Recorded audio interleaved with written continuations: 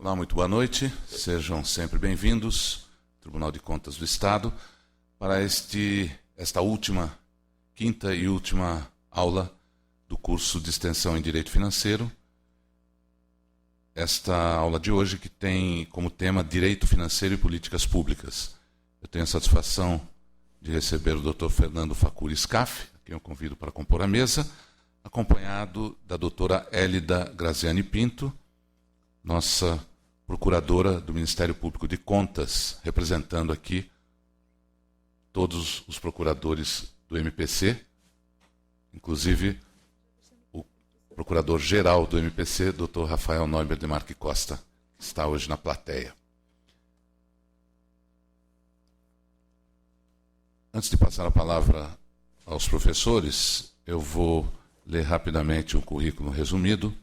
O Dr. Fernando Facuri Scaff é graduado em Direito pela Universidade Federal do Pará, doutorado em Direito Econômico e Financeiro pela Universidade de São Paulo, pós-doutorado em Direito Público pela Università degli Studi de Pisa e livre-docente pela Universidade de São Paulo. Atualmente é professor da Faculdade de Direito da Universidade de São Paulo e professor da Universidade Federal do Pará. Atua nas áreas de Direito Tributário, Econômico e Financeiro. A doutora Hélida Graziani Pinto, graduada em Direito pela Universidade Federal de Minas Gerais, graduada em Administração Pública pela Escola de Governo Professor Paulo Neves de Carvalho, da Fundação João Pinheiro. Possui doutorado em Direito também pela Universidade Federal de Minas Gerais e pós-doutorado em Administração pela Escola Brasileira de Administração Pública e de Empresas da Fundação Getúlio Vargas. Foi professora substituta de Direito Administrativo e Direito Financeiro da Faculdade de Direito da UFMG no período de 2003 a 2005 e professora adjunta no período de 2010 a 2012. Professora adjunta nos cursos de graduação e mestrado da Escola Superior Dom Helder Câmara durante o período de 2006 a 2012. Foi servidora de carreira de especialista em políticas públicas e gestão governamental do Estado de Minas Gerais entre 2002 e 2012. Atualmente é procuradora do Ministério Público de Contas do Estado de São Paulo, junto ao Tribunal, desde 2012. Tem experiência na área de Direito, com ênfase em Direito Administrativo e Direito Financeiro, atuando principalmente nos seguintes temas: financiamento de direitos fundamentais, orçamento público, políticas públicas, dívida pública e controle da administração pública. É autora dos livros Financiamento de Direitos Fundamentais, Políticas Públicas Vinculadas, Estabilização Monetária e Conflito Distributivo no Orçamento da União do Pós-Plano Real. É isso, doutora? Não me engano. O título é esse mesmo. E Financiamento dos Direitos à Saúde e à Educação, uma Perspectiva Constitucional. Nós lembramos a todos que quiserem, tiverem dúvidas, quiserem fazer perguntas, no decorrer das explanações de ambos os doutores, que façam por escrito e entreguem ao pessoal do apoio que estará circulando aqui pelo auditório. Com a palavra, quem começa? O doutor Scaff? Pode ser. Ok, com a palavra o doutor Fernando Facuri Scaff. Bom, boa noite a todos. Já estamos, passou das 18 horas, virou boa noite, não é? Boa noite a todos. Quero agradecer o convite formulado pelo doutor Dimas, aqui do Tribunal de Contas do Estado de São Paulo. Quero agradecer a acolhida aqui pelas pessoas que nos receberam. Muito obrigado a todos.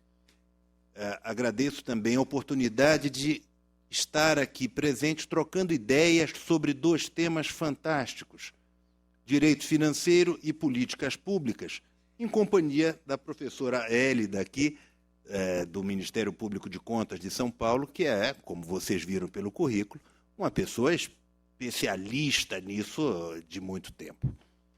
Bom, feitas desses introitos, eu tenho algumas questões para expor e trocar ideias com vocês, porque nós temos dois temas para tratar: direito financeiro, políticas públicas, e qual é a interseção entre direitos financeiro e políticas públicas, como é que isto se implementa hoje no Brasil e quais são as ameaças que nós temos no horizonte.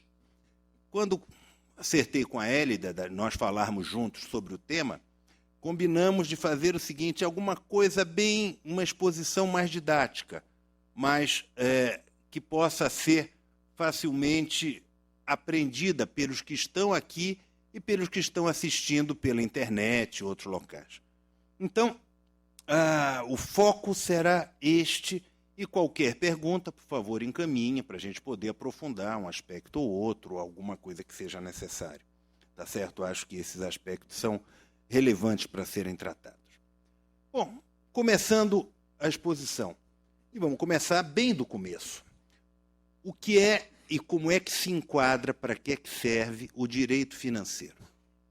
Então, eu costumo dizer que o direito financeiro é um direito que é utilizado para análise e regulação da atividade financeira do Estado. Para ser um pouco mais exato, o direito financeiro é aquele ramo do direito que estuda como o Estado arrecada, gasta, partilha, se endivida, como tudo isto é operacionalizado, fiscalizado e pelos objetivos a serem alcançados. Deixa eu tentar ser um pouco mais claro. Quando eu digo que como o Estado arrecada, trato de receita. Como o Estado gasta, despesa pública.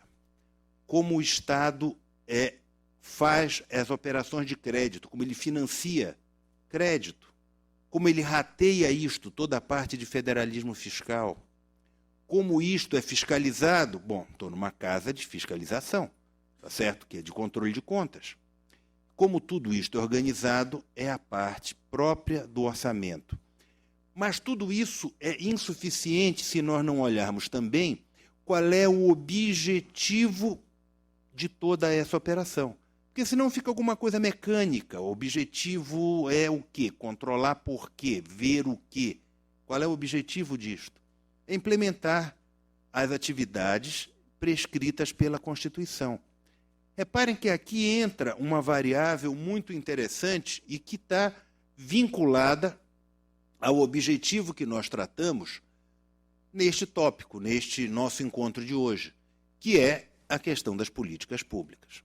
Portanto, toda essa atividade do direito financeiro, conceituado como FIS, ele não tem nenhum valor se nós não olharmos qual é o objetivo a ser perseguido. Porque ele não é mecanicista, ele não é meramente instrumental. Todo esse dinheiro que é arrecadado de todos nós, não tenho a menor dúvida que todos aqui presentes pagamos impostos gerais, estaduais, federais, municipais, etc. Todo esse dinheiro ele é utilizado para alguma finalidade. Essa finalidade é o bem comum. Alguém vai dizer, mas isso é pouco, isso é um negócio meio teórico. Não, não é, não. Não é uma finalidade para dar vantagem a A, a B, a C, não é renúncia fiscal para a empresa 1, 2, 3, não é para dar privilégio, é para a sociedade como um todo. É aquela lógica do bem comum, que não é uma lógica do bem individual. Portanto, o direito financeiro não é um direito que se presta, no sentido correto, para dar benefícios e privilégios a A, B ou C, grupo C ou D. Então, posicionado desta fórmula, qual é o objetivo que a nossa Constituição estabelece que a gente deva perseguir? Vários. Se formos olhar o artigo 1º, o artigo 3º da Constituição, nós vamos ver diversos objetivos a serem perseguidos. Eu vou destacar alguns deles. Para ser mais exato, que ele tem uma correlação um com o outro. Um dos objetivos a serem perseguidos, e que diz respeito ao tema que está sendo tratado, diz respeito à redução das desigualdades sociais. Ora, redução de desigualdade social parte da concepção de que, numa sociedade como a nossa, existe desigualdade. Senão, a Constituição não estaria preocupada com isso. Não estaria. Os constituintes, há 28 anos atrás, não estariam preocupados em colocar isso como um objetivo a ser perseguido pela sociedade brasileira. Para ser mais exato, o que está prescrito no artigo 3º é redução das desigualdades sociais e regionais. E num outro inciso fala em redução da pobreza. Ora, senhores, o que é que isso quer dizer lato sensu, espremendo assim a laranja direitinho. Quer dizer que é tornar as pessoas mais iguais, tornar as pessoas mais isonômicas, tratadas igualmente. Ora, aí a gente vem para 2 pontos. Primeiro ponto é como é que se faz isso? Tá certo? Segundo é o que é que a Constituição diz de como a gente deve fazer isso. Ora, há uma diferença entre desigualdade e diferença. Vamos lá. As pessoas são iguais? Não. Nós não somos iguais uns aos outros. Tem gente que tem mais cabelo, tem gente que tem menos cabelo, tem aquele sujeito que é mais alto, mais baixo, tem um sujeito mais gordo, magro, tem as diversas possibilidades. As pessoas não são iguais. E essas igualdades ou desigualdades, elas devem ser, vamos reposicionar de maneira técnica, as diferenças entre as pessoas devem ser respeitadas, senhores, porque as pessoas são diferentes entre si. Correto? E aqui é um motivo de respeito. O que é diverso é o tratar desigualmente as pessoas. Então, o tratamento deve ser de busca igual, respeitada as diferenças existentes. Senão nós vamos cair no risco de achar que temos que igualar a todos indistintamente, o que não é o ponto. Bom, estou fazendo esse introito para chegar num ponto importante, que é dizer a vocês o seguinte: 1, 2, 3 itens fundamentais para tratar as pessoas de maneira mais igual, respeitadas as suas diferenças, tá certo? E visando reduzir as desigualdades, diz respeito a direitos básicos, fundamentais, direitos de tratamento isonômicos. Poderia dizer direito à liberdade de expressão, direito à liberdade de reunião, diversos direitos. Claro, esses têm que ser utilizados, mas existem outros, que são direitos que permitirão que as pessoas sejam mais iguais possíveis, respeitadas as suas desigualdades, as suas diferenças. Qual seja esse direito? Direito que todos tenhamos mais saúde, ou um atendimento de saúde mais igual, que nós não tenhamos alguma diferença entre tratamentos básicos. É claro que haverá sempre quem possa ir ou queira ir àquele tratamento de último tipo no hospital A, e aqui em São Paulo tem uma montanha de hospital bom, ok? Ótimo. O sujeito quer ir, vai. Mas ele não pode ser tratado desigualmente porque ele não tem dinheiro para pagar um belo plano de saúde, não tem esse tipo de questão. Aqui se insere a necessidade de atuação do Estado em proteger aqueles que têm menos condições financeiras. Porque se não fizer isto, nós não teremos um tratamento igual e não cumpriremos o mandamento constitucional de tratar desigualmente os desiguais, visando reduzir a desigualdade. E mais, aquele tratamento de redução da pobreza, de diminuição das desigualdades sociais e regionais. Isso terá sido perdido. Volto. Direito financeiro, então, ele entra como um instrumento necessário de recursos, de obtenção de recursos de todos para a direção para estas finalidades. É aquilo que Regis de Oliveira estabelece em um dado momento, quando fala da capacidade receptiva para dizer quem é que merece receber o dinheiro público, objetivo de tratamento público com dinheiro arrecadado. Falei de saúde? Ótimo, acho que saúde é básico para todo mundo.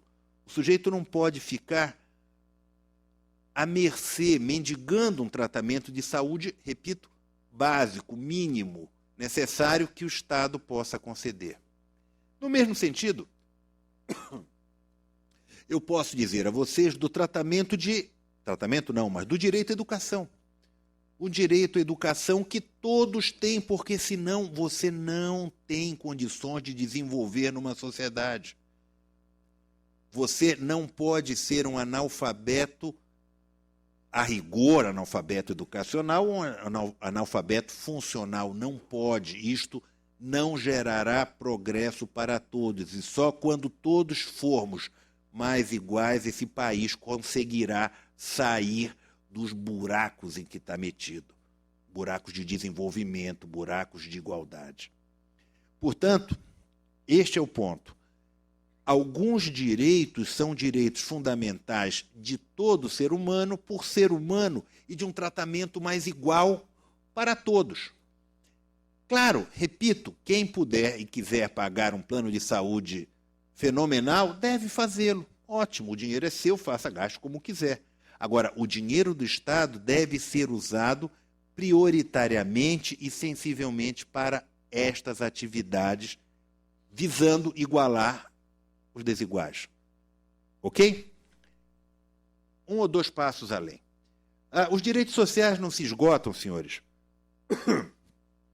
Não se esgotam em educação e saúde. Não. Existem muitos outros direitos sociais. Se nós formos ao artigo 6º da Constituição, vamos ver lá, lazer, direitos do trabalhador, entendeu? Direitos à previdência, de diversas outras naturezas. O artigo 6º da Constituição nos dá um leque enorme de direitos. Por que, então, essa fixação em saúde e educação? Porque a Constituição, e a meu ver de uma maneira bastante inteligente, privilegiou esses dois direitos assegurando fontes próprias para o seu custeio. Observem, não são direitos sociais apenas saúde e educação. São direitos sociais diversos outros. Apenas, diz aqui, educação, saúde, alimentação, transporte, moradia, trabalho, lazer, segurança, previdência social, proteção à maternidade e outros. Artigo 6º da Constituição. Mas a Constituição também disse, o Constituinte, dois desses direitos todos do artigo 6º devem ser prioritários. E estabeleceu o seguinte, esses dois direitos, saúde e educação, terão fonte própria de recursos. E estas fontes próprias de recursos devem ser suficientes e necessárias para atingir um patamar mínimo que busque uma igualdade. Ok? Por isso que o Constituinte reservou dinheiro para isso. Se não fosse para reservar dinheiro para isso, qual função teria? Nenhuma outra. Portanto, as vinculações constitucionais existentes, previstas no artigo 167(4) da Constituição, quando trata da exceção da reserva da liberdade do legislador, estabelece essas vinculações aos direitos sociais, ele criou uma espécie de cláusula pétrea.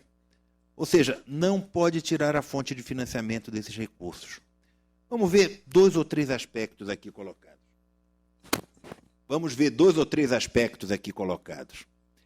Por que estes direitos precisam de dinheiro? Claro, alguém já deve ter pensado, tem dois autores norte-americanos, Cass e Sustin, que estabelecem que os direitos têm custo, todo direito tem custo, etc. Tem um livro de umas 400 páginas que fala dos custos dos direitos. Todo mundo conhece.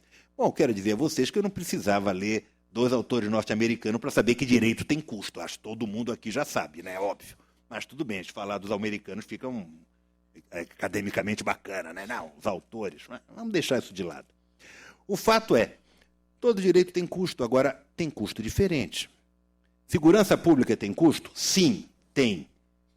Mas é um outro tipo de custo do custo da saúde e da educação. Por quê? Porque esses direitos sociais aqui colocados são direitos que eles não existem sem uma ação positiva do Estado. Enquanto segurança pública pode existir sem forte investimento, você não tem como fazer isto em saúde e educação se não for com dinheiro prestacional, eminentemente com desembolso. Não tem como fazer. Não adianta você ter uma norma que diga saúde é o direito de todos, ou educação vale para todos. Ótimo, bacana. E agora? O que é que eu faço com essa norma? Não adiantou nada. Portanto, a estrutura jurídica desses direitos sociais é uma estrutura jurídica completamente diferente da de outros direitos, porque são estruturas jurídicas que obrigam ao gasto, ok? Claro, um gasto inteligente, um gasto eficiente, e não um gasto apenas para dissipar porque tem dinheiro no orçamento. Isto estará errado. Então, um gasto eficiente, um gasto eficaz com estes direitos permitirá um melhor uso do recurso público e não, pelo contrário, apenas uma fonte de recursos garantida. Portanto, senhores, o que eu estou afirmando é que alguns direitos têm estrutura jurídica diferente de outros.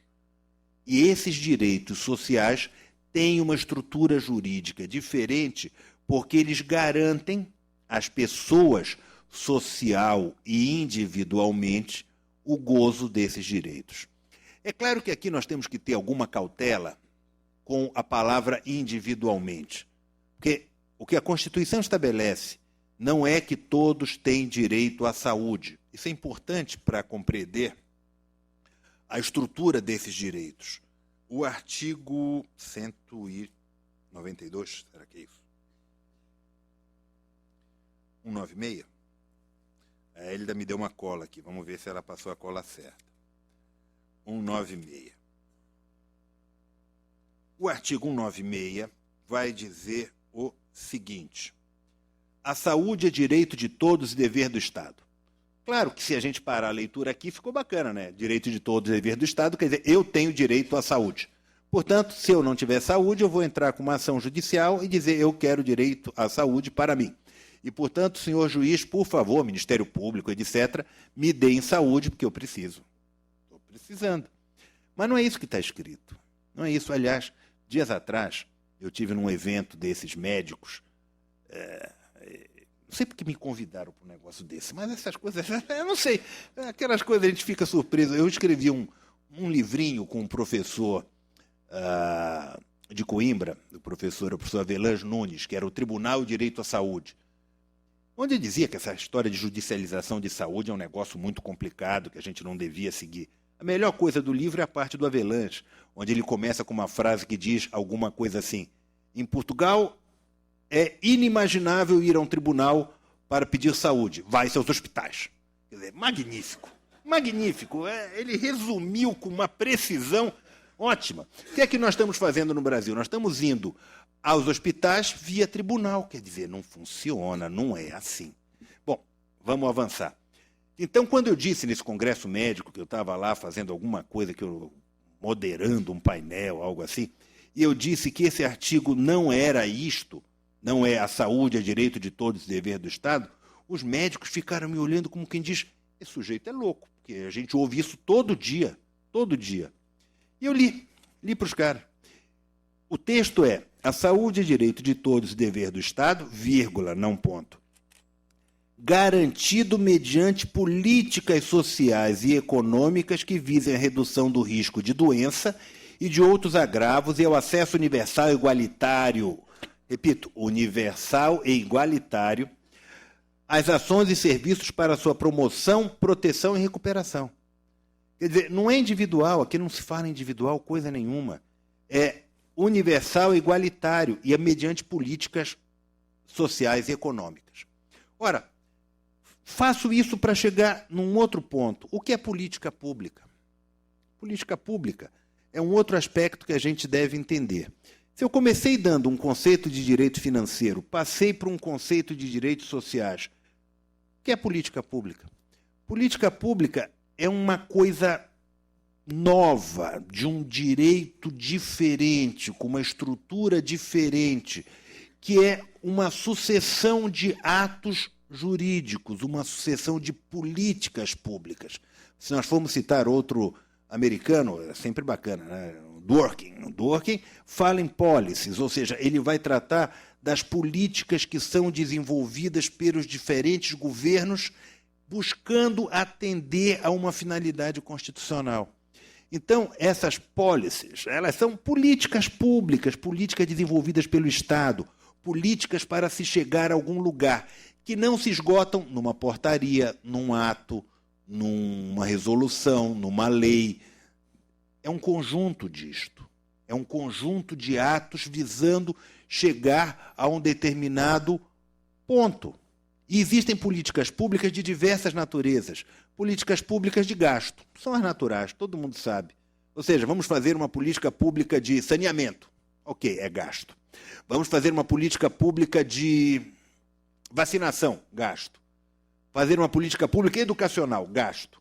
Mas não se esgota nisso. Nós temos políticas públicas de diversas naturezas. Por exemplo, vamos fazer uma política pública para arrecadação, mas não da arrecadação sobre patrimônio. Já está demais o IPTU em São Paulo. Vamos cobrar de outros lugares. Ou seja, você desloca também a lógica da política arrecadatória de uma finalidade para outra. Aumenta o ICMS, aumenta o IPI do cigarro, aumenta qualquer outra coisa, mas não mexe na propriedade da gente. Por que você vai cobrar mais IPTU? Políticas públicas existem na arrecadação. Existe política pública também para fins de endividamento, não tem a menor dúvida. Política pública para fim de acompanhamento. O tribunal pode estabelecer, vamos agora concentrar esforços numa determinada política de fiscalização dos atos de renúncia fiscal. Por que não? Ok? Não dá para fazer tudo ao mesmo tempo agora. Isso só música dos Titãs. Não dá para fazer de outro jeito. Você tem que fazer de maneira dirigida. Então, pode dirigir para um sentido desse. Uma possibilidade.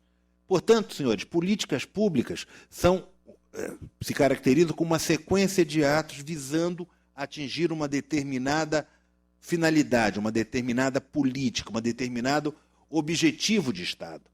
Ora, as políticas públicas, portanto, no âmbito da despesa, elas são utilizadas primordialmente para fins de saúde e educação. Porque esses dois direitos têm fontes jurídicas próprias.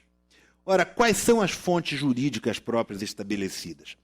O artigo 67, 4º, ele vai dizer que existem possibilidades de financiamento da saúde dentro do artigo 198, parágrafo 2º.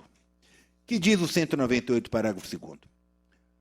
Diz que a União, Estado, Distrito Federal, municípios aplicarão anualmente ações de serviço público de saúde, recursos mínimos, etc., etc., etc., que foi uma inclusão da emenda 86. E aí tem percentuais, etc., assunto que está, inclusive, sub júdice no Supremo Tribunal Federal. Dessas percentuais progressivos que não são tão progressivos assim. Educação também tem fonte de renda. Ela está prevista no artigo 212 da Constituição. E o 212 vai estabelecer as fontes arrecadatórias. A União aplicará anualmente nunca menos de 18, Estado, Distrito Federal, municípios, 25% da receita resultante de impostos compreendida proveniente de transferências, etc., etc., etc. Observem que existe uma terceira fonte de direitos, de financiamento para os direitos sociais, que é para o Fundo de Combate à Pobreza. Isso é previsto nos artigos 78 e 80 do Ato das Disposições Transitórias, tá certo?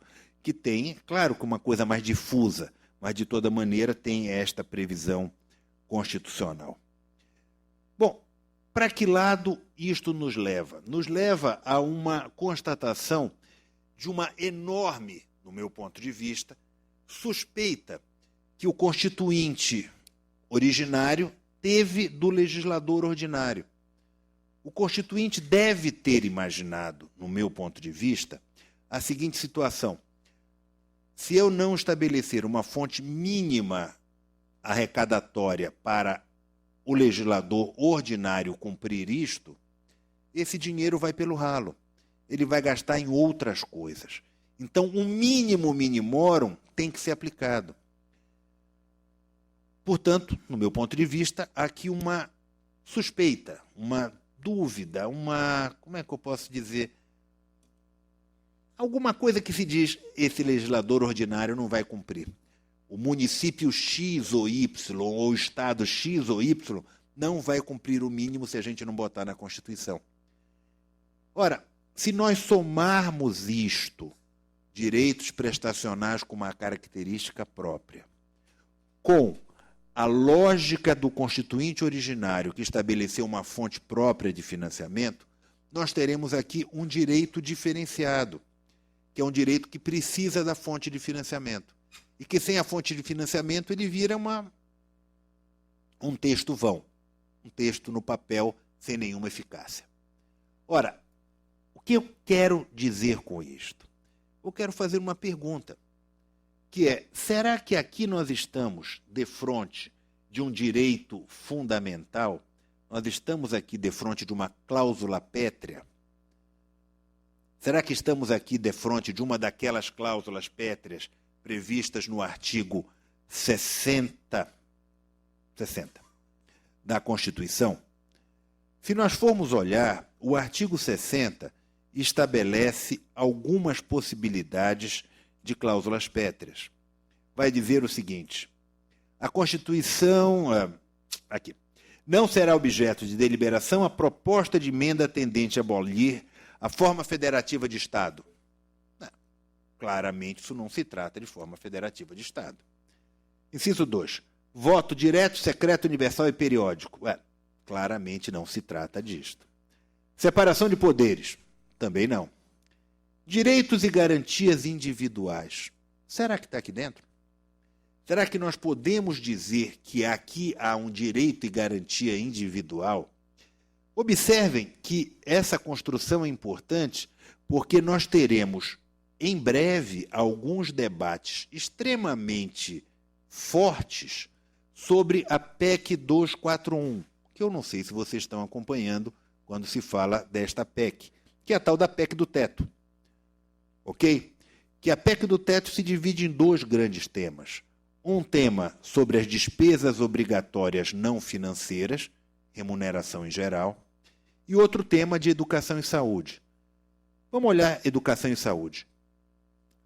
A lógica colocada é de limitar o gasto de educação e saúde com a inflação. Pergunto, e se o gasto com educação e saúde corrigido pela inflação for inferior aos 18% ou 25% que eu acabei de ler do artigo 212, ou equivalente para saúde? Como é que fica? O que é que vale mais? Como é que isso vai funcionar? Aqui é o ponto, senhores. Ou seja, se nós entendermos, nós não, o Supremo, mas se a gente conseguir demonstrar para o Supremo que isto é uma cláusula pétrea, nós teremos uma prevalência da Constituição originária contra aquilo que está previsto ou acenado pela PEC 241. Se, por outro lado, isso não for uma cláusula pétrea, uma cláusula pétrea constitucional, pode mudar como queira. E aqui fica um ponto de interseção muito interessante para debate. Porque nós podemos dizer que é um direito de garantia individual, que a PEC não pode sequer ser proposta neste sentido? Bom, vou adiantar a vocês a minha posição. Pronto, aqui a gente faz uma pergunta e, às vezes, se todo mundo for responder para a gente não acaba hoje. Então, eu respondo logo, depois vocês concordam ou discordam. No meu ponto de vista, isto é uma cláusula pétrea, sem dúvida nenhuma. E vou dizer qual é o paralelo que me parece adequado. Vamos pensar juntos. Vou começar fazendo a construção através da seguinte situação. Há coisa de uns 20 anos atrás, ou mais 1993 por aí. Em 1993, surgiu uma emenda constitucional, que eu vou citar de cabeça, acho que é a emenda constitucional número 3 de 93, mas não estou muito seguro do número, que criou um imposto chamado IPMF. Não sei se vocês conhecem. Não é a CPMF, é o IPMF, que é o Imposto Provisório de Movimentação Financeira. No popular, o avô da CPMF, ok? Era ministro um acreano, Adib Jatene. O pessoal às vezes não sabe disso, mas é aqui do INCOR. Ele tinha nascido no Acre, no Chapuri. Então, o ministro Adib Jatene, entendeu? Que era ministro da Saúde, brigou com todas as forças para criar esse imposto. Quando foi criado, surgiu a seguinte questão jurídica colocada. Pode ser cobrado esse imposto de todos no correr do ano? Não vou lembrar, mas digamos que tenha sido aprovado em agosto. Ele queria que cobrasse em agosto, desde logo, porque precisa de dinheiro para a saúde. E a ideia era cobrar, inclusive das operações, imposto provisório de movimentação financeira, repito, avô da CPMF, nas transações havidas entre estados e municípios, com a União, tudo. Era para cobrar imposto de estado, município, tudo, geral. Era isso o debate colocado. Foi colocado ao Supremo Tribunal Federal através da ação direta de inconstitucionalidade 929. Ok? Que decidiu o Supremo Tribunal Federal na ADI 929. Ele fez a seguinte construção. A construção feita pelo ministro, o relator foi o Sidney Sanches. O ministro Sidney Sanches fez a seguinte construção. Primeiro, não pode cobrar de estados e municípios, porque isto é imunidade recíproca. Portanto, artigo 150, sexto, 1, afasta, não pode. Imposto não pode ser cobrado de estados pela União, Estado, imunidade recíproca, afasta isso. 2. Não pode ser cobrado no mesmo ano, porque a anterioridade é uma cláusula pétrea da Constituição. Portanto, não pode haver a cobrança de tributo no mesmo ano em que foi instituído. Isso foi assentado pelo Supremo Tribunal Federal. Como isto foi assentado? Bom, está explicado lá, quem tiver interesse, a ADI 929, vá atrás, dá uma olhada. Mas, em rápidas palavras, foi feita uma construção jurídica a partir do artigo 5º, parágrafo 2º, que vai dizer mais ou menos não, tem um texto aqui. Aquele negócio, o cara fica confiando na memória. Não, está aqui. Que vai dizer o seguinte: os direitos e garantias expressos nesta Constituição não excluem outros decorrentes do regime e dos princípios por ela adotados, ou dos outros tratados internacionais, etc. Ministro Sidney Sanches casou este artigo 5º, parágrafo 2º, os direitos e garantias expressos nesta Constituição não excluem outros decorrentes do regime e dos princípios por ela adotados. E puxou o caput do 150. 150, onde diz o seguinte: sem prejuízo de outras garantias asseguradas ao contribuinte, é vedado, etc, etc.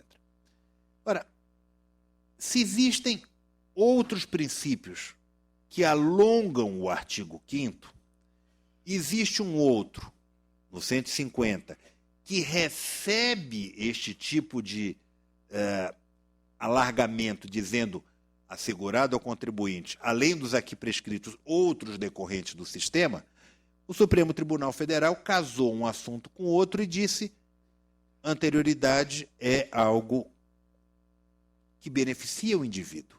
Portanto, é um direito individual, cláusula pétrea, artigo 60, inciso 4º, parágrafo 4º, inciso 4º. Pronto. Não pode e não pôde. Tanto que ninguém mais insistiu no IPMF. Passaram a cobrar CPMF. Ok? Que é outra história, e aí vai para outro caminho. Por que eu conto essa história toda? Eu conto essa história toda porque eu digo que pode ser feita a mesma construção para fins de saúde e educação. Ou seja, a pretexto de defender direitos individuais se pode aplicar para toda a saúde, toda a educação, todo o financiamento.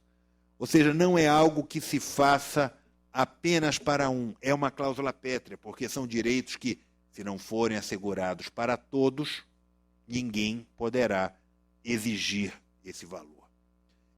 essa prestação. Portanto, eu tenho a convicção de que neste aspecto, não em todo, mas nesse aspecto da emenda da PEC 241, há uma inconstitucionalidade. Então, senhores, como é que se constrói isto? Pelo artigo 60, parágrafo 4º, inciso 4º, com a lógica exposta, já acatada pelo Supremo Tribunal Federal, para evitar a cobrança de impostos. Pode-se usar a mesma lógica para o gasto em geral.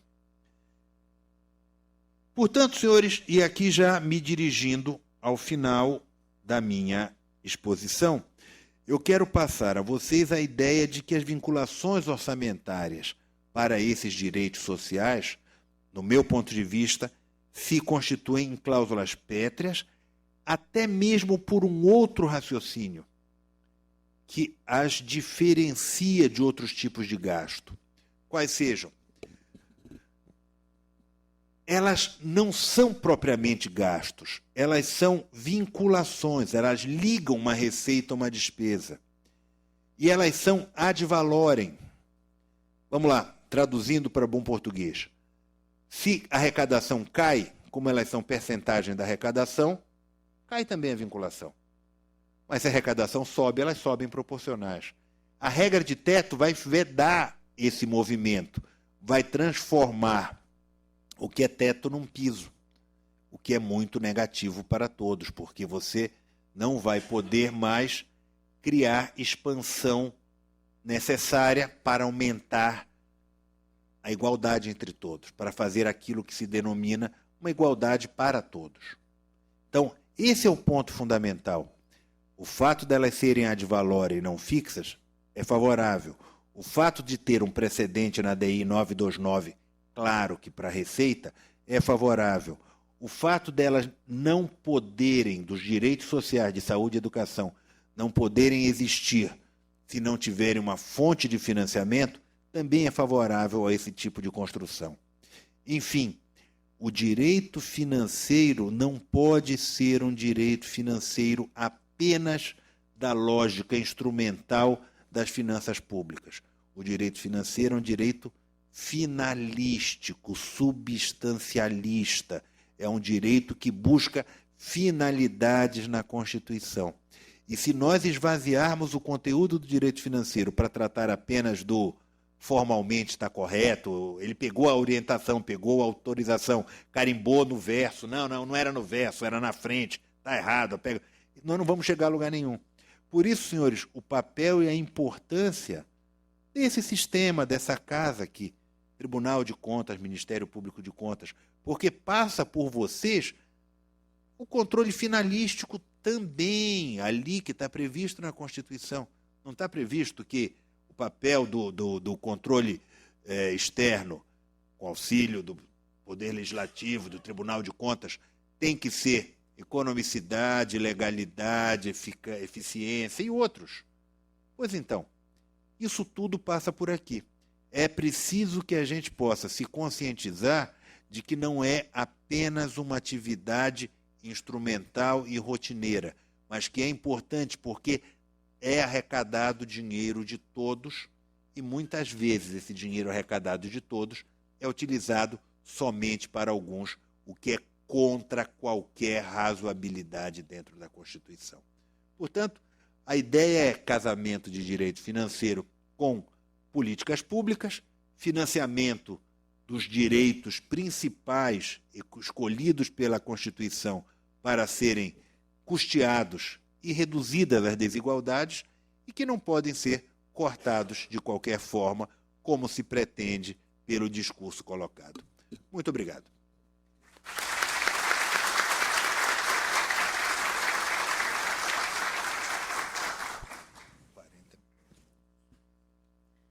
Boa noite a todos. Primeiramente, eu gostaria de agradecer o convite ao presidente Dr. Dimas Eduardo Ramalho, a Bibiana, né, diretora da Escola de Contas, e até agradecendo a Bibiana, ela me pediu para, antes de começar minha fala, já perguntar se existem, já foram formuladas perguntas que gostariam de ser enviadas à mesa. no sentido de provocá-los mesmo. Sintam-se à vontade de formular as perguntas, de já suscitar, antecipando um debate que nós abrimos um prazo para diálogo com todos os senhores. Bom, então fiquem à vontade, o encaminhamento das perguntas já franqueado desde agora. Me sinto extremamente à vontade de dialogar com o professor Scaff. E, nesse sentido, estendo agradecimento pela oportunidade de aqui falar na casa onde estou. Eu me sinto extremamente feliz de, nesse momento, debater o financiamento dos direitos fundamentais à saúde e à educação, a ideia de o direito financeiro referido às políticas públicas, referido à busca da máxima eficácia dos direitos fundamentais, porque aqui milito cotidianamente. Aqui nós, no âmbito do Ministério Público de Contas, percebemos o esforço da fiscalização, percebemos o esforço dessa casa de aprimorar sua atuação, inclusive para o viés mais operacional. Não só aquilo que nós chamamos de auditoria de conformidade, que é um checklist de deveres de consonância com a legislação, mas a auditoria operacional, que teria muita correlação com as perspectivas da legitimidade e da economicidade. E, nesse sentido, até aproveitando um pouco da fala do professor Scaff, eu que também me formei desde o bacharelado em administração pública e que durante 10 anos estive na carreira de especialista em políticas públicas lá no estado de Minas Gerais, eu queria começar pontuando um pouco mais o próprio conceito de política pública que o nosso ordenamento previu no artigo 6º do Decreto-Lei 200. Vejam, o Decreto-Lei 200 fará 50 anos no ano que vem e ainda tem vigência em diversas passagens entre nós. Normalmente invocamos o Decreto-Lei 200 a respeito do artigo 5º, que fala da administração direta e indireta, sobretudo as entidades de administração indireta. Mas nos esquecemos de focar, ou pelo menos nos ocupar com mais clareza, a respeito do artigo 6º até o artigo 13 do Decreto-Lei 200, onde ele define as principais etapas da administração pública do ponto de vista de princípios constitutivos de o que seria a administração pública. Do ponto de vista operacional, não do ponto de vista abstrato. Ou seja, o modo de operar, o modo de realizar as competências constitucionais. O artigo 6º nos diz, do Decreto-Lei 200, que são princípios diretivos dessa atividade finalística da administração pública: planejamento, coordenação, descentralização e controle. Vejam, planejamento, coordenação, descentralização e o controle. E mesmo a ideia de coordenação e descentralização, na verdade, elas são implicadas na mesma ideia de execução. Então, eu vou resumir essas etapas dentro da mesma perspectiva que o professor Fernando Scaff nos dizia. Política pública é dinâmica. A noção de política pública pressupõe ciclo.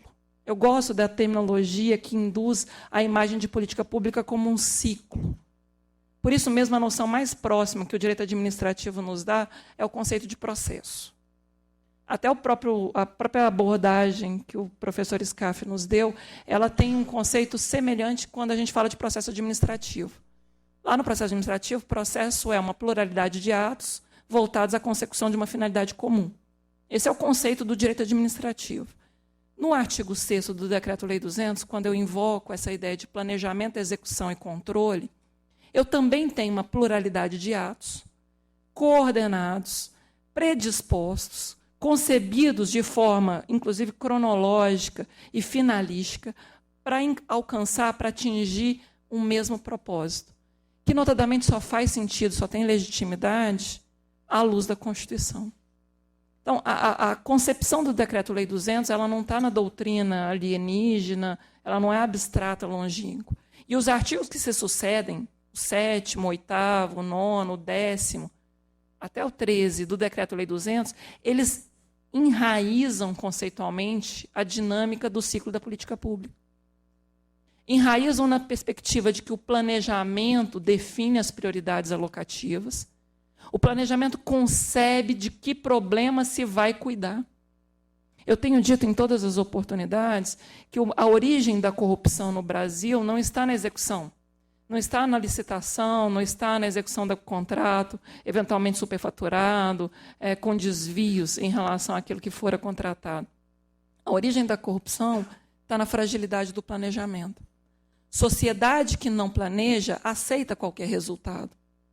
E o nosso maior problema, nós que oficiamos cotidianamente aqui no Tribunal de Contas do Estado de São Paulo, percebemos que o maior problema do planejamento é a má qualidade do diagnóstico. O nosso ponto estrutural de partida é não sabermos de que problema trataremos. Me parece, inclusive, do ponto de vista da judicialização da saúde, professor, que há, na verdade, a falta de uma leitura estratégica a respeito do volume de demandas judiciais. Ora, se eu tenho uma série histórica de demandas judiciais acerca de um mesmo problema de saúde, seja por medicamentos, procedimentos, e aquele estoque de demandas judiciais nos últimos 5 anos deveria retroalimentar o planejamento do órgão público. A judicialização, para mim, que penso política pública, tem que ser pensada como um diagnóstico de déficit de cobertura. Eu vou repetir porque é muito importante a gente começar a conceber do que se trata. Controle bom não é o repressivo, não é o controle que pensa o problema uma vez já consumado. Controle bom é o que retroalimenta o planejamento. Da mesma forma como é um ciclo, vejam, planejamento, execução, controle. Controle bom é o que consegue, de forma estrutural, conceber a fragilidade do diagnóstico que o planejamento apontou. Assim foi o caso de DST-AIDS na década de 90. A política pública de universalização do coquetel anti-AIDS, o retroviral, da década de 90, partiu da concepção daquela época de que não bastava uma resposta isolada, tópica, individual. Para se ter ganho de escala no acesso àqueles medicamentos, barateando o custo e universalizando de forma isonômica a resposta, você teve a possibilidade de o controle judicial, havia no início demandas judiciais, mas o controle judicial de tal modo constrangendo o executivo e o executivo concebendo uma resposta mais econômica. No caso, a licença compulsória. Com a licença compulsória, inclusive o manejo dos instrumentos adequados, que seja, imaginemos aqui na nossa atividade cotidiana, aquisição por meio de ato de registro de preço, que consegue ter uma economia de escala maior, mesmo a ideia de os entes se consorciarem para ter uma resposta mais adequada. No caso da iluminação pública, houve recentemente um grande debate a respeito de os municípios absorverem a gestão dos pontos de iluminação pública, que antes era feita pela concessionária. E essa transição de domínio, que antes era tida como algo pertencente ao serviço, e que agora, de fato, é do município, o município sozinho pensar a resposta, sobretudo um município pequeno, ele não tem escala. Do ponto de vista também de gestão de resíduos sólidos, a maior parte dos problemas eles demandam uma compreensão sistêmica. E, de novo, por isso que os consórcios são muito importantes.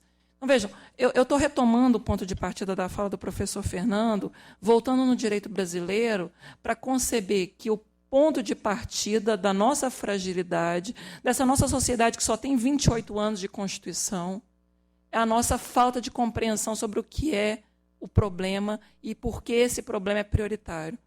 Quanto ao número de beneficiários, quanto ao custo de atendimento, quanto às opções de enfrentamento do problema. Eu vou lhes dar um problema prático, real, para a gente pensar, inclusive do ponto de vista de alternativas jurídicas. A Constituição, a partir da emenda 59 de 2009, previu a ampliação da educação básica obrigatória de 4 a 17 anos. E que até o 31 de dezembro de 2016 teríamos que universalizar. Vejam, antes nós tínhamos como obrigatório o ensino fundamental. Quando veio a emenda 59, não foi o Plano Nacional de Educação, foi a emenda 59 em 2009. Não foi a Lei 13.005 de 2014, foi uma emenda de 2009 que já havia previsto isso. O dever de oferta de educação pelo poder público sai de 7 a 14 anos e vai buscar de 4 a 17. Ainda em 2016, temos 2,7 milhões de crianças e jovens fora da escola. Esse é o problema. Eu tenho um universo Eu consigo localizar, inclusive, em cada município com dados de censo escolar. Eu consigo quantificar o custo da vaga. Eu consigo conceber, inclusive, do ponto de vista de desafio da qualidade, que a oferta em horário integral é melhor, porque induz, inclusive, um enraizamento em relação ao horário parcial. Mas eu sei que eu vou ter que contratar professores, eu vou ter que construir novas unidades escolares, ou vou ter que promover uma expansão inicial por meio de rede conveniada, seja de creches, de pré-escola, o que quer que seja. Esse é o problema. Mas o problema que o planejamento tem que identificar por meio de um diagnóstico competente, ele não se resolve sozinho, porque todo bom planejamento, além de um bom diagnóstico, tem que apresentar prognóstico. A fragilidade do nosso modelo de administrar o interesse público dentro do direito, dentro do nosso leque de opções que o gestor público tem, é que nós não exigimos a consistência do prognóstico em face das várias opções disponíveis. Aceitamos que o diagnóstico seja mal formulado, então a gente não confronta se de fato aquele é o real problema. Não há um confronto, de fato, se o problema daquela municipalidade é, de fato, aquele. E, na sequência, não testamos consistência dos prognósticos apresentados, para que se identifique se aquele eleito é o melhor, é o mais econômico, é o mais legítimo. Querem um bom exemplo? A situação das organizações sociais na área da saúde, que esse tribunal já suscitou em várias abordagens, o quão mais econômico, o quão mais efetivo é o serviço público de saúde quando oferecido por organizações sociais cujo custo eu não sei mensurar.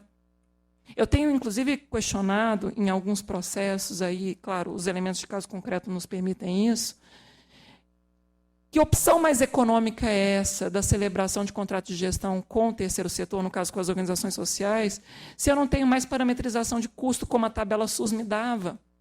Eu aceito pagar por estimativa uma entidade que não tem compromisso de provar a sua contraprestação mensal efetiva.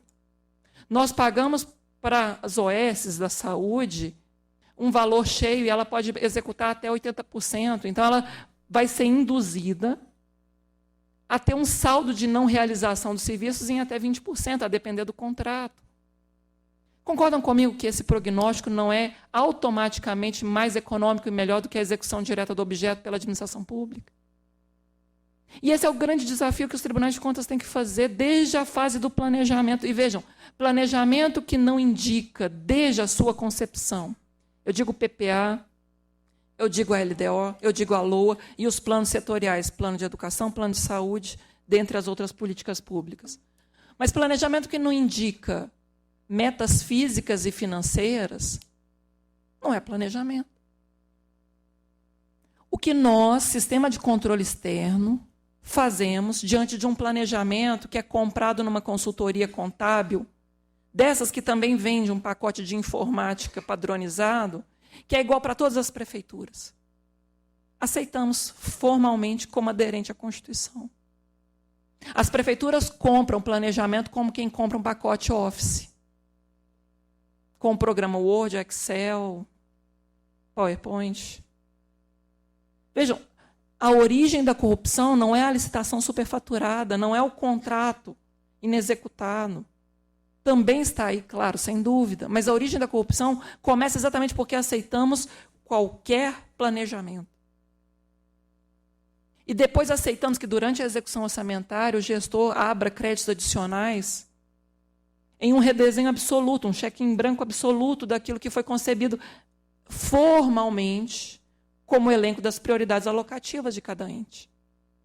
E, para encerrar, já que a gente falava da ideia de política pública como um ciclo de aderência à Constituição, fechamos o ciclo com um controle meramente protocolar. Nós fazemos um checklist de conformidade, de cumprimento a alguns dispositivos legais, independentemente do alcance dos resultados, independentemente dos custos. O grande desafio que se abre para o sistema de controle externo é o binômio custo-resultado, mas cuja percepção não é possível só na fase final do controle, no teste de aderência entre planejado e executado, porque eu preciso que o planejado seja bem feito. O artigo 74, incisos 1 e 2 da Constituição, aquele que vai falar do controle interno, lembram-se? O controle interno tem que fazer cotidianamente o exame de conformidade entre o planejado e o executado.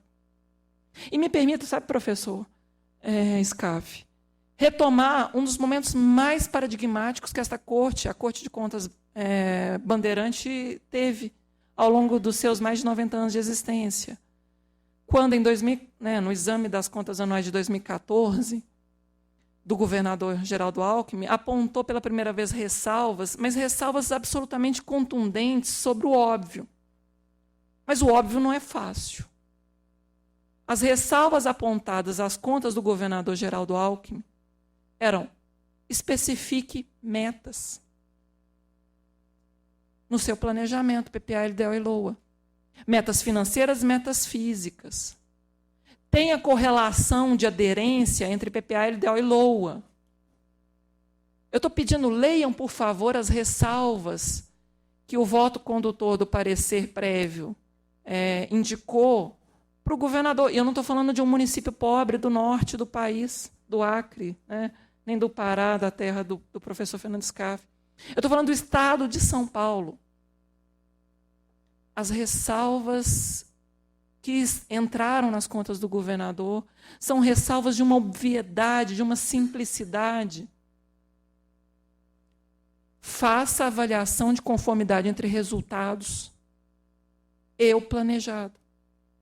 E vejam, quando veio a crise hídrica, uma das críticas mais consistentes apresentadas no campo doutrinário, os professores da área de engenharia, de recursos hídricos e tudo mais, e mesmo os colegas do Ministério Público Federal, do Ministério Público Estadual, o que mais se apontou é que desde a outorga, a renovação da outorga do sistema Cantareira, que a Agência Nacional de Águas faz periodicamente em relação àquela extração daquele manancial, em 2002. Desde 2002 já se apontava a saturação da oferta de água por aquele sistema como a prioritária na região metropolitana de São Paulo.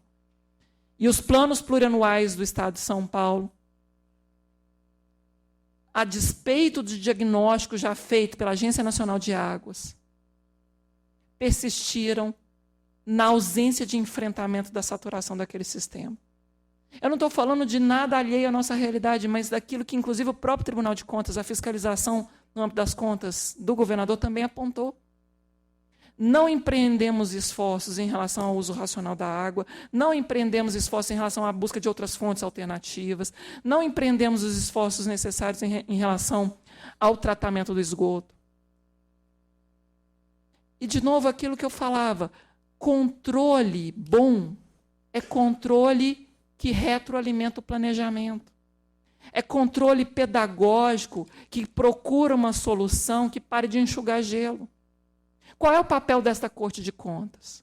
Formalmente, usando o termo do professor Scaff, carimbar conformidade de exames prévios de edital, conformidade de atos de admissão de pessoal, conformidade de atos de aposentadoria. É só exame de conformidade? É só enxugar gelo no enfrentamento de desafios que a sociedade clama historicamente? Me lembro de um dos momentos mais bonitos que passei aqui no Tribunal de Contas, quando nós começamos a pensar que, de fato, cabe a nós irmos nas escolas para verificar a qualidade da merenda ofertada. Cabe ao Tribunal de Contas verificar em loco a qualidade do serviço prestado pelas organizações sociais. Porque 3 são os grandes preceitos do caput do artigo 70. A respeito da fiscalização que nós desempenhamos. 3, legalidade, economicidade e legitimidade. E é exatamente sobre o prisma da legitimidade que o controle operacional nos traz o desafio de retomar o patamar das metas físicas e financeiras. Porque sem meta física e financeira, num diagnóstico, prognóstico, desde o planejamento bem feito, o controle ao final entre planejado e executado vai ser medíocre. protocolar. E a execução orçamentária vai ser um cheque em branco, permeada por atos administrativos abusivos. Precisamos dizer isso, inclusive, do ponto de vista da possibilidade de onerar o processo decisório. O ciclo da política pública precisa passar pelo mesmo debate que o direito administrativo teve na década de 70, quando ainda era o professor Eli Lopes Meireles quem nos ensinava: nem tudo que é legal é moral. Quem estuda direito administrativo vai se lembrar que quando o professor Eli Lopes Meireles, bebendo na doutrina do direito italiano, falava que cabia sim um controle maior do que só o da legalidade dos atos administrativos, porque na noção de moralidade para ele não estava apenas a ideia de honestidade, a noção estrita de moralidade. O professor Eli Lopes Meireles nos dizia que moralidade, nesse conceito ampliado, é o dever de boa gestão, de não dar causa a desperdício. Por isso a eficiência já estava implícita, antes mesmo da emenda 19 de 98. E aqui eu quero caminhar também para o debate sobre o financiamento dos direitos fundamentais. Vejam, no modelo ideal, se nós fôssemos uma sociedade séria, se a nossa Constituição só de 28 anos de vigência não tivesse já mais de 90 emendas, se nós não fizéssemos de conta que cumprimos o nosso papel de rigidez, de teste de consistência, de legalidade, de legitimidade, de economicidade, se nós avançássemos, de fato, para o enraizamento institucional, vejam, nós teríamos capacidade de perceber nesse debate sobre vinculação ou não vinculação um quê de desnecessidade. Nós desconfiamos do nosso legislador ordinário exatamente porque nós não conseguimos conceber outra forma melhor de avaliar os resultados da política pública. As vinculações, elas refletem a nossa indigência. Me permitam falar, somos no campo do debate, do controle de políticas públicas, uma sociedade que vive na sarjeta da falta de conceitos estruturantes. E olha que as ciências sociais, a economia, fazem esse debate muito mais consistente do que o direito. O direito substitui a avaliação sistêmica por vinculações ex ante. O mesmo vício do controle que só carimba, conformidade, repercute aqui na área finalística do direito financeiro. Substituímos a aferição do universo de cidadãos destinatários, por exemplo, do acesso à educação básica obrigatória de 4 a 17 anos de idade, por 25%. Ao invés de eu pensar o atendimento finalístico, o resultado referido a custos, que é um controle muito mais sofisticado, muito mais complexo, eu antecipo com uma vinculação ex ante. E a gente reproduz o problema. E me permitam fazer uma analogia bem boba. Quem é pai, quem é mãe, sabe, não se educa filho entregando a criança para tablet, para o computador, para a televisão. Porque quem faz isso sabe que você não consegue retomar essa criança quando chega na adolescência. Quem educa filho, educa toda hora, a todo momento. Assim como não se emagrece tomando uma pílula. É todos os dias, a cada momento de escolha sobre o que como, o que não como, se faço exercício ou se não faço exercício, que se dá o processo de dieta, regime. A palavra regime talvez seja melhor, porque ela tem muita consonância com o direito. Regime é um conjunto de decisões a cada vez, a cada momento. E vejam, trazendo de novo para o debate das políticas públicas. Vinculações ex ante, vinculações absolutas, a priorísticas, escondem a nossa incompetência. Eu estou aberta a debater os pisos da saúde e da educação, e olha que eu sou apaixonada na defesa deles. Eu sou plenamente favorável à revisão dos pisos para torná-los mais aderentes às finalidades constitucionais. Para embutir dentro dos 25% da educação, não qualquer gasto. Não simplesmente comprar material apostilado se existe o Programa Nacional do Livro Didático. Não pagar abono remuneratório se o município sequer está cumprindo o piso de valorização do magistério. Fazer obra, construção, reforma predial inchar a folha de salário, embutir, inclusive, despesas com gasto de inativos, porque formalmente eu consigo uma interpretação que falseia e aceita esses gastos estéreis. Eu não quero gastos estéreis na saúde e na educação, ainda que formalmente lícitos. Eu quero gastos substantivamente referidos à capacidade de cumprir as finalidades constitucionais. É o que eu tenho chamado de gasto mínimo material ou gasto mínimo substantivo.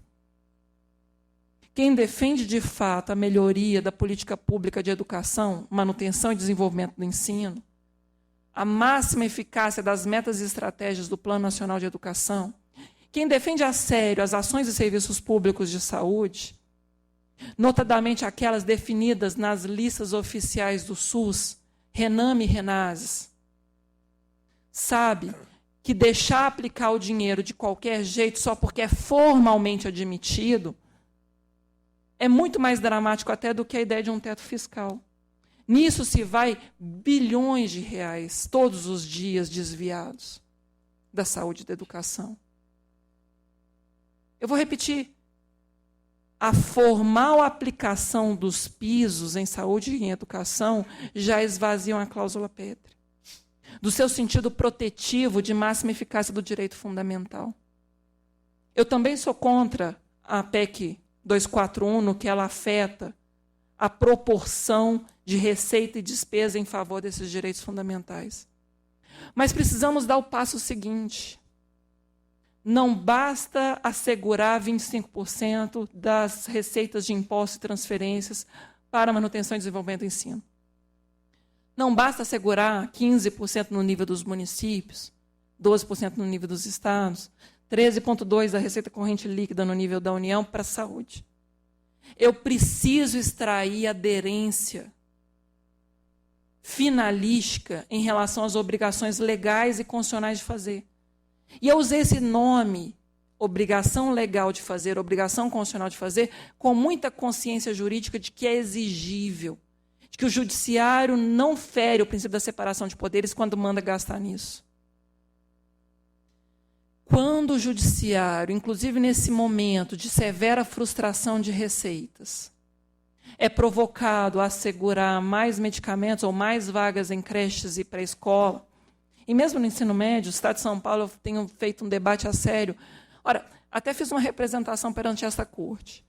O Estado de São Paulo tem ainda, por assegurar a permanência na escola, porque não é nenhum problema de a vaga em tese existe, são alunos que já frequentaram em algum momento, mas eles se evadiram da escola. Mas o Estado de São Paulo ainda tem, por assegurar a permanência na escola, que o conceito de universalização da educação básica obrigatória não é só o acesso, mas também a permanência, 240 mil jovens de 15 a 17 anos. 240 mil jovens sob responsabilidade direta do governo estadual, que nós não perquirimos. Que omissão é essa, do ponto de vista de busca ativa? Porque o conceito de manter na escola, e a criança, o jovem de 15 a 17 anos, não tem o direito de se evadir. Ele não pode escolher não frequentar a escola. Cabe ao Estado provar, do ponto de vista de ônus mesmo, ônus de provar, ônus de mostrar a rigidez da sua atuação, que exauriu todos os mecanismos de busca ativa para trazer esse jovem de volta para a escola. Então, quando a gente pensa a ideia de fechar a unidade escolar, reduzir o número de salas, aumentar o número de alunos por sala, ou qualquer outro debate consentâneo a isso, no momento em que ainda sequer asseguramos a permanência desses 240 mil jovens, algo reclama motivação. E é disso que trata o parágrafo 3º do artigo 208 da Constituição. É dever do Estado fazer a frequência, chamada obrigatória, assegurar a frequência, e zelar junto com a família para que esse jovem não simplesmente não abandone a escola. Quando vem a nota do IDEB, e nós ainda estamos na casa de 3,7, no máximo 4 em 10, de novo repito, a incompetência da nossa sociedade em não extrair daí uma leitura que amarre diagnóstico com prognóstico. Não me basta gastar formalmente os 25%, eu tenho que pensar em como isso se revela para a sociedade. Um desafio de custo e benefício. Quando vem a PEC 241, e agora é um debate mais atual, o que nós pensamos? Os direitos fundamentais à saúde e à educação, eles podem ser congelados pela inflação por 20 anos? As famílias vão parar de ter filhos? As pessoas vão parar de envelhecer? As pessoas vão parar de adoecer? As pessoas continuam tendo direito subjetivo público de ingressar em juízo pretendendo a vaga na escola, pretendendo a internação nos hospitais se necessário for. E vejam, a ideia de um teto fiscal apenas pela inflação vai transformar os pisos em precatórios. É importante pensar que nós teremos uma explosão de demandas judiciais, inclusive porque a ideia do teto fiscal vai apenas assegurar a expansão da Previdência em detrimento de todas as demais políticas públicas. A Previdência Social talvez seja a principal raiz dentro das despesas primárias de enfrentamento. E, na sequência, a própria revisão dos excessos de gasto pessoal. Falar em ajuste fiscal sem enfrentar seriamente despesa de pessoal e enfrentar seriamente previdência, do ponto de vista da despesa primária, é, de novo, vender solução fácil para uma sociedade que não sabe tomar para si a solução cotidiana dos seus problemas. É um engodo como quem promete uma pílula que magicamente vai te fazer emagrecer sem fazer exercício físico e sem abdicar da comida.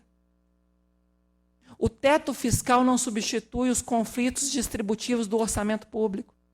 Isso eu nem falei do ponto de vista da Receita, que tem consigo um outro campo vasto de orçamento de privilégios. Porque as renúncias de receita são exatamente o quê? Apropriação de uma parcela significativa de recursos, porque renúncia de receita no sentido técnico da LRF é tratamento discriminado. Se fosse redução universal isonômica de tributos, não seria renúncia. O conceito do artigo 14 da LRF pressupõe o tratamento antisonômico. Então, não enfrentar também, do ponto de vista da Receita, a questão das renúncias de receita, sobretudo as renúncias concedidas por prazo indeterminado. Eu tenho feito um debate de que renúncia de receita, depois da vigência da LRF, concedida por prazo indeterminado, fere o fundamento de validade da sua concessão. Me permitam fazer uma analogia só para a gente aproximar do problema. Na lei de licitações é vedada a figura do contrato por prazo indeterminado. O contrato, em regra, tem vigência anual, que é a vigência do seu crédito orçamentário, podendo, em casos civis continuados, durar 5 anos, excepcionalmente prorrogável mais um período de 12 meses, ao todo, no máximo, 6 anos. Na regra geral. Na regra geral. Claro que a lei de concessões vai prever até prazos maiores e tudo mais. Mas, na regra geral, prazo 1 ano, civis continuados 5 anos, prorrogável mais 12 meses, 6 anos. Ora, o que a renúncia de receita é? Gasto tributário. Conceder renúncia fiscal sem prazo de delimitação fere a própria lei de responsabilidade fiscal. Você está gerando um privilégio orçamentário de não pagar aquele tributo ou ter aquele benefício permanentemente, fora do assento da LRF. E a medida compensatória, inclusive aquela que validou a instituição da renúncia fiscal, ela é para o exercício mais 2. Então, a concepção da LRF, inclusive, fala de um prazo para a medida compensatória de 3 anos. Eu lhes digo do Estado do Rio de Janeiro, onde tenho trabalhado junto com os colegas do Ministério Público Estadual, que em breve devem entrar com uma ação civil pública para fazer a reflexão das renúncias. O Estado do Rio de Janeiro concedeu renúncia para o setor de joalherias em setembro. Tinha decretado calamidade financeira em junho para fazer as Olimpíadas, concedeu uma renúncia dessas por prazo indeterminado em setembro. E vejam, como é que eu vou falar de um ajuste fiscal que incide apenas sobre despesa primária sem enfrentar o lado da receita? E chego na despesa financeira, porque a despesa financeira, essa sim, também reclama motivação, limites, mais transparência. As opções sobre swaps cambiais, operações compromissadas e a própria gestão da dívida pública estão a reclamar Até hoje, os limites de dívida consolidada imobiliária que os estados e os municípios já têm desde 2000. A União é o único ente da federação que ainda não dispôs sobre o regime jurídico da dívida. E não venham me dizer que a opção da taxa Selic, se majorada em 0,5%, não repercute. 0,5% de taxa Selic custa 18 bilhões de reais. Eu não estou dizendo que o Banco Central não deva cuidar da política monetária, mas a política monetária é tão política pública quanto as demais. Não é uma suprapolítica pública. Deve consonância no acoplamento estrutural à Constituição. Todas as políticas públicas devem conformidade da sua legitimidade na Constituição. E aqui, caminhando para o debate mais próximo, até para aproveitar o tempo das perguntas, eu sinceramente lhes provoco. Enquanto aceitamos planejamentos tão mal formulados, com uma falta de compreensão sobre o universo dos beneficiários, número de pessoas a serem atendidas, a que custo, diante de quais opções, a pretexto de prognóstico, se execução direta, se execução indireta, dentre a execução indireta, quais opções de confronto de real economicidade, com uma execução orçamentária tão permeada de atos imotivados e abusivos. Eu falei da abertura de crédito adicional suplementar, até porque esse foi um dos fundamentos do exame do crime de responsabilidade havido no nível da União, recentemente. E que aqui neste estado de São Paulo vemos prefeituras com 90% de abertura de crédito adicional suplementar, que a Câmara dá uma lei retroativa convalidando. E que nós aceitamos como se fosse pouco redesenhar do nada o planejamento. É cheque em branco. O que é pecado capital para esta Corte de Contas enfrentar nuclearmente a melhoria da qualidade das políticas públicas? E fechando o controle, né? Planejamento, execução, controle. E fechando o controle com aquilo que ele pode impactar e melhorar a qualidade do planejamento para o próximo ciclo. Controle concomitante, controle preventivo. Controle que dialogue com o gestor, inclusive, para torná-lo mais próximo da realidade que tem que ser diagnosticada, da realidade que tem que ser pensada e debatida. Lá nas ciências sociais, o melhor conceito que eu já li sobre política pública, conceito lá das ciências sociais mesmo, não é do direito. Política pública nas ciências sociais é tratado como um ciclo de experimentação social. E nisso eu queria dialogar com uma frase de que gosto muito do professor Celso Campilongo, aqui do Lago de São Francisco. O professor Celso Campilongo dizia, numa palestra que eu ouvi quando ainda estava na graduação, lá na UFMG, e que me marcou tanto que sempre repercuto a frase dele onde vou, dizia: o direito não é uma varinha mágica, o direito não é uma varinha de condão que, por passe de mágica, resolve tudo de uma vez só, de uma vez por todas. Não adianta vinculação de gasto mínimo em saúde e em educação como passe de mágica para a gente resolver todos os impasses de inefetividade desses direitos. Mas também não adianta substituir por uma vinculação negativa que é o teto, para resolver fazer ajuste fiscal. O professor Celso Campilongo dizia, se o direito não é uma varinha de condão, é porque, na verdade, ele é uma bengala de cego.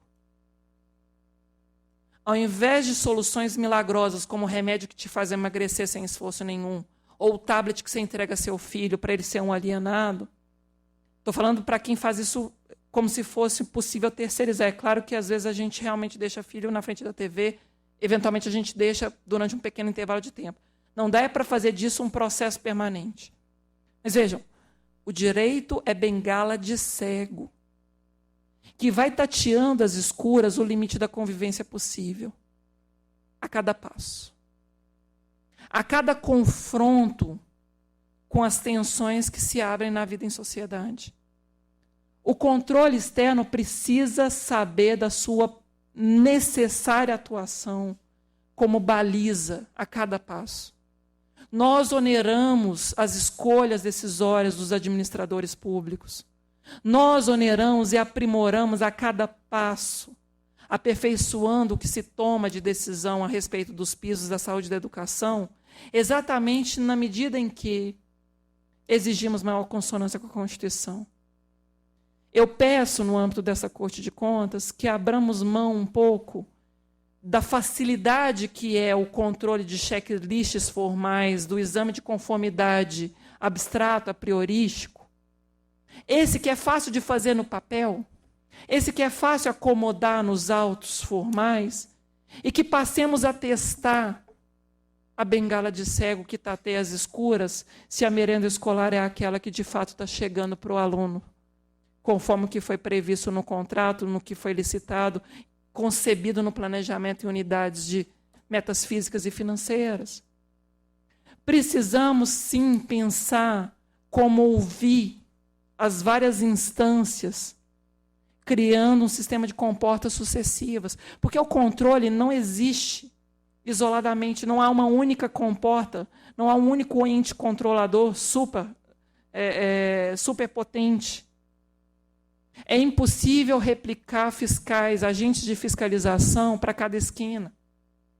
Controle bom é aquele que vai se retroalimentando, inclusive com o próprio usuário na ponta. Ninguém melhor controla o fisco que o contribuinte, ninguém melhor controla os serviços que não o usuário, ninguém melhor controla o concurso senão o candidato. Precisamos buscar nessas bases mecanismos de oitiva, de retomada, de leitura, para integrar, inclusive, o próprio planejamento. Cadê o fortalecimento dos conselhos sociais? Por que os conselhos de saúde não são devidamente ouvidos na celebração dos contratos de gestão com as OS? Por que os conselhos escolares, os próprios alunos, não são chamados a participar da aferição da qualidade da merenda, dos uniformes? Com os aplicativos de smartphone, precisamos pensar, inclusive, em mecanismos de avaliação dos contratos, patamar de remuneração de desempenho do contrato a partir da avaliação do próprio usuário, gestão à vista indicando se cumpre ou não cumpre as metas. Eu não estou falando de nada longínquo, eu estou falando do Decreto-Lei 200, de 67, que já dimensionava a necessidade de pensarmos a simplificação dos procedimentos de controle para trazê-los para aquilo que de fato é essencial. Simplificar nossa atuação nos processos protocolares e ampliar a oitiva das bases. Fazer um exame mais concomitante, inclusive com a perspectiva de será que aquela despesa lícita, embora prevista, por exemplo, no artigo 70 da LDB, no artigo 3º da Lei Complementar 141, cumpriu de fato as obrigações legais e constitucionais de fazer a respeito desses direitos. Se o estoque de demandas judiciais na saúde e na educação, de alguma forma, foi levado em consideração para o próximo ciclo de planejamento. Se as leis de diretrizes orçamentárias, de fato, incorporaram as prioridades definidas a partir da própria judicialização. Não há solução milagrosa. Não há resposta pronta para problemas que dependem da sociedade no cotidiano. O teto fiscal é um risco porque substituiremos os pisos por precatórios. Até mesmo nós que examinamos riscos fiscais no anexo da LDO, temos que apontar isso. A PEC 241 é a assunção do risco fiscal de um estoque de precatórios sem tamanho. Eu estou falando do sentido mais técnico possível dentro do anexo da LDO. Substituiremos o dever de aplicação mínima por precatórios, adiando a eficácia desses direitos. Mas não basta defender os pisos sem que também pensemos no aprimoramento da aferição do quanto esse valor se reverte, de fato, no atendimento aos direitos fundamentais do cidadão, a pretexto de cumprimento das obrigações legais e constitucionais de fazer. Nenhum passo vai ser dado, sobretudo agora que a gente caminha para gestores eleitos novos no nível das prefeituras. 2017 é ano de PPA nas prefeituras. Meu desafio a pretexto de encerramento. Que este Tribunal de Contas, com a sua força de orientação aos gestores, aos jurisdicionados, se embrenhe pela perspectiva de exigir PPA, planos plurianuais melhores, mais aderentes ao diagnóstico da realidade local. Não aceitemos modelos, padrões contratados com consultorias contábeis e de informática, que apenas corrigem pela inflação dados mais ou menos iguais para todas as prefeituras. Sabemos que precisamos ter, sim, metas físicas e financeiras. Já apontamos isso nas contas do governador. O que nos falta fazer é levar a sério. Citando também outro autor que o professor Scaff citou, Ronald Dworkin. Controle externo como direito, lido pela ideia da integridade, direito como integridade, reclama que nós façamos o nosso papel.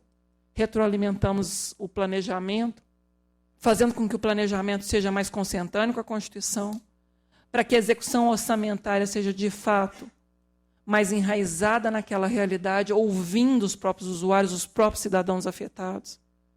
E, ao final, possamos aferir as contas anuais das prefeituras, da administração indireta, dos órgãos e os entes da administração indireta, de modo mais próximo da realidade.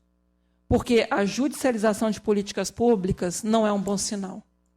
A mim me parece que, enquanto o judiciário cuidar das demandas pela falta de eficácia da saúde e da educação, é sinal de que os tribunais de contas não estão atuando tempestivamente na contenção desse déficit de efetividade dos direitos. O locus adequado para pensar o ciclo da política pública é no ciclo orçamentário. E quem fiscaliza o ciclo orçamentário de ofício, tateando as escuras o limite da convivência possível, são os tribunais de contas, somos nós no cotidiano do direito financeiro. Agradeço a todos a paciência com que me ouviram, agradeço ao professor Scaff mais uma vez e queria reiterar a perspectiva do que nos cabe. O próximo ano é ano de plano plurianual no nível das prefeituras. O quão consistentemente avaliaremos as propostas que os prefeitos apresentarão será o cadáver que teremos depois na autópsia das contas anuais das prefeituras. Se nada fizermos preventivamente agora, certamente teremos menos qualidade das políticas públicas, menos qualidade das execuções orçamentárias no final do ciclo. Não precisamos esperar 4 anos, se podemos intervir desde já no primeiro ano de gestão. Obrigada mais uma vez.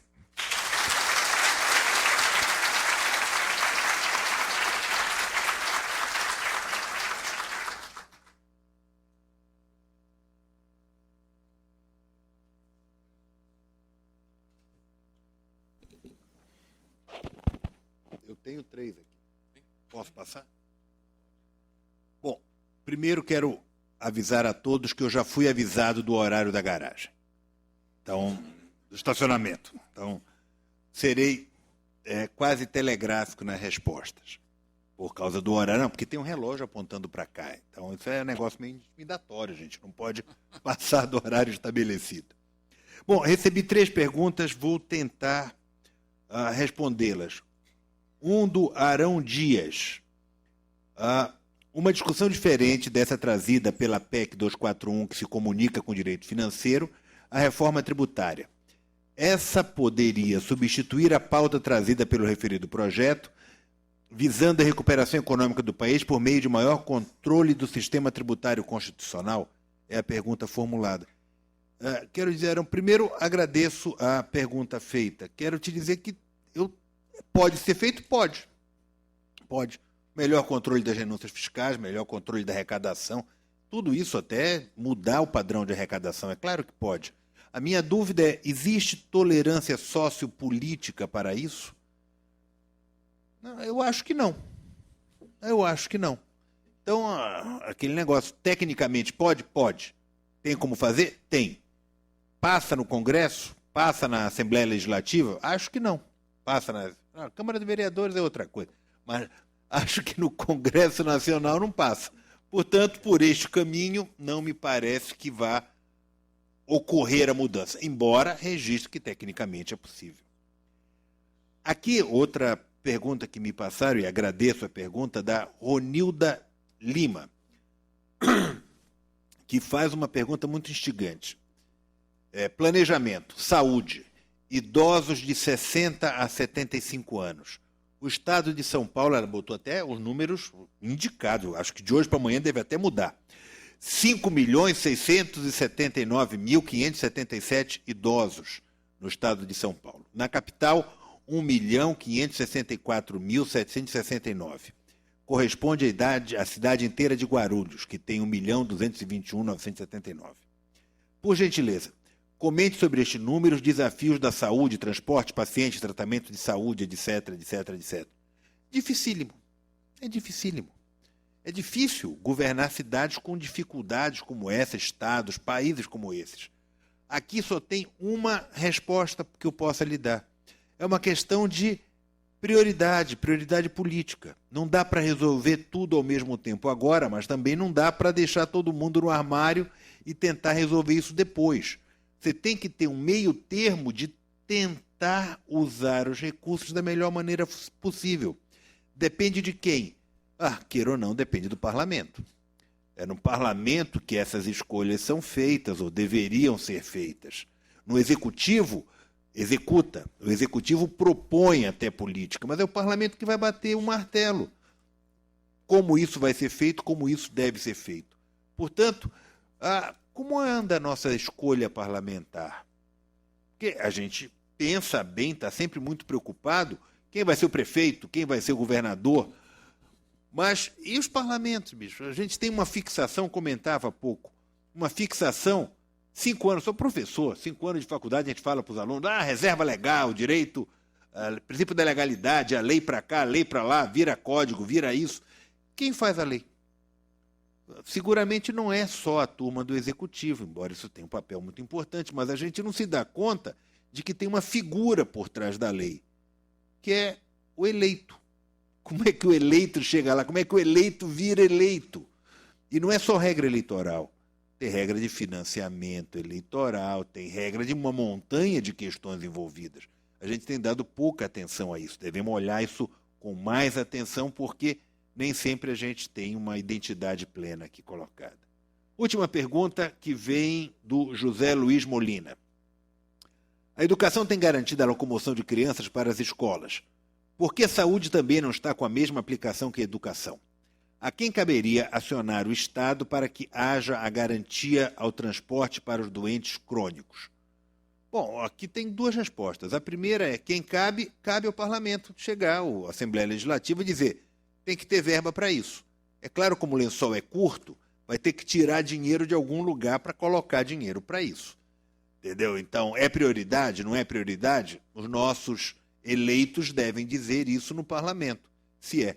Segunda questão que vale a pena olhar, se for judicializar, é ir ao judiciário. Quem pode ajuizar isso? O Ministério Público.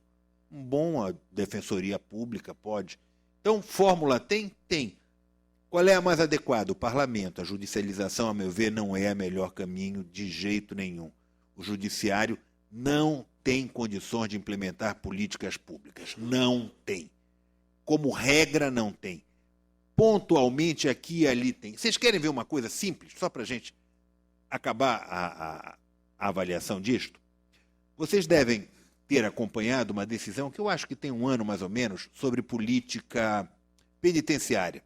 O Supremo chega e diz assim, existe um estado de coisas inconstitucionais, portanto, a política penitenciária tem que ser prioridade, etc. Uma decisão de 1 ano atrás. Supremo Tribunal Federal. Ótimo. Está um estado de coisas inconstitucional. Menos de 1 ano depois, menos. Passa e diz, agora, decisão de segunda instância vai em cana. Não, peraí, eu perdi um pedaço. Se é inconstitucional, como é que se aumenta a quantidade do pessoal indo para a cadeia? Tem alguma coisa que eu não sei, que eu me perdi. Quer dizer, não é uma política pública, são 2 decisões isoladas. Ok? 2 decisões isoladas, eu entendo.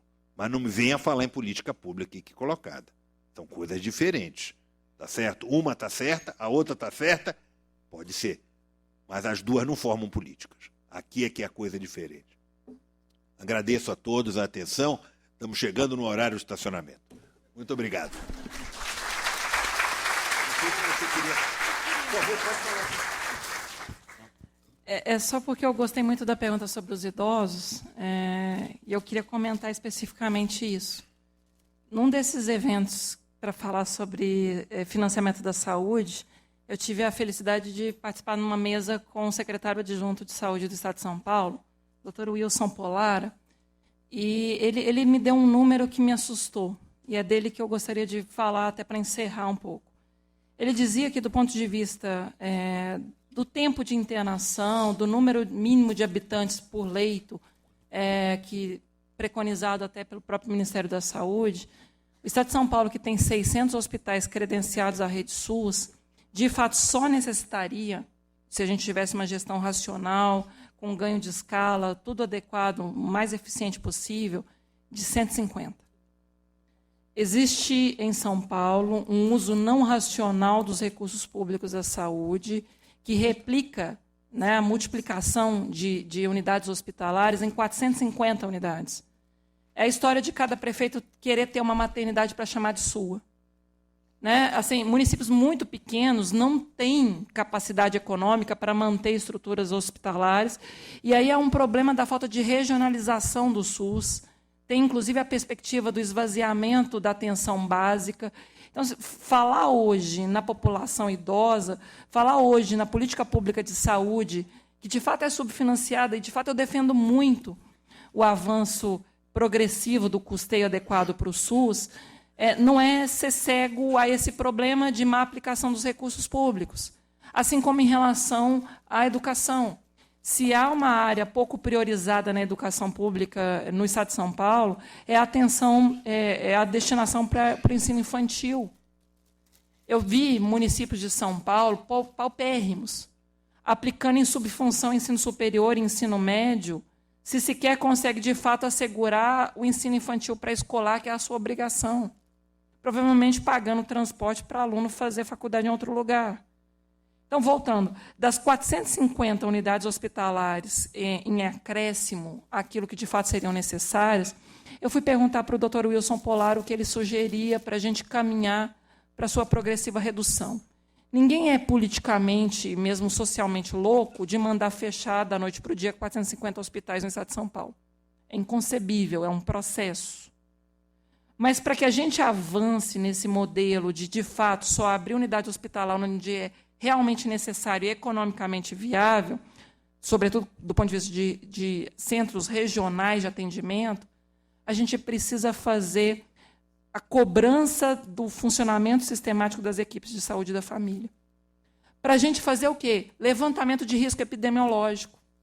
Eu só vou tirar a pressão do atendimento hospitalar se eu conseguir fazer com que a população tenha um atendimento preventivo, planejado, com as equipes de saúde da família. As visitas da saúde da família têm que ser mensais. Existe um enraizamento territorializado das equipes de saúde da família para a gente avançar em algo semelhante àquilo que era, por exemplo, a pastoral da criança da Zilda Arnes.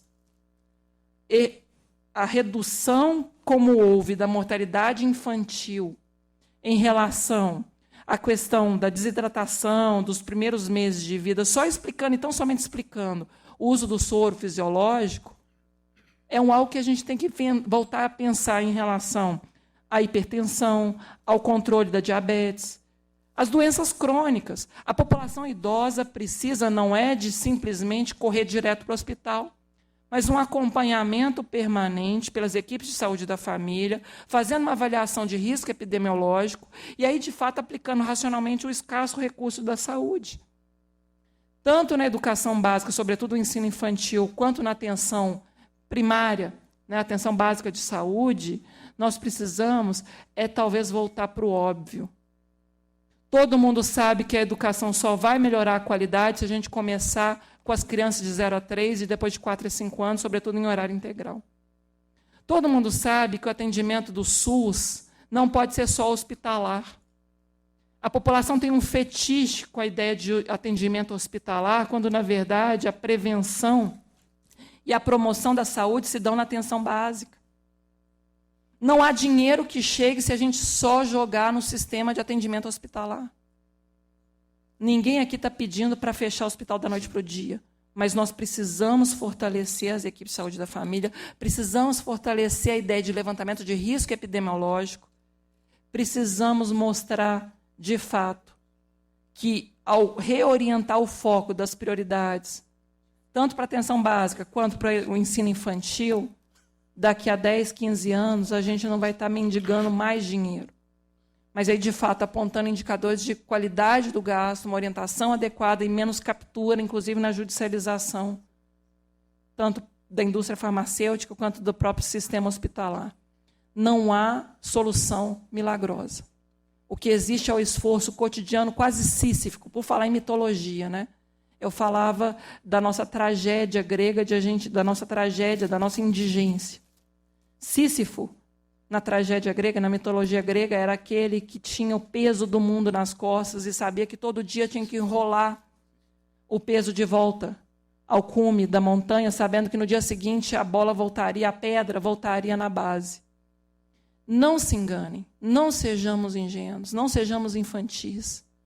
Não haverá quem faça por nós aquilo que nos incumbe.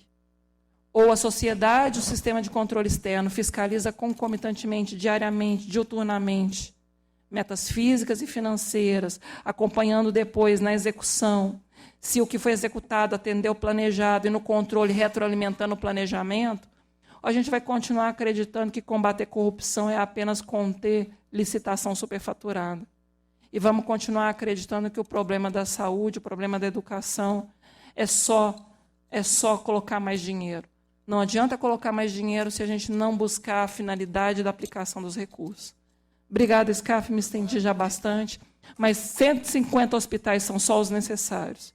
450 hospitais é o volume da nossa incompetência em fazer com que a atenção básica funcione melhor, até para atender bem os idosos. Obrigada mais uma vez.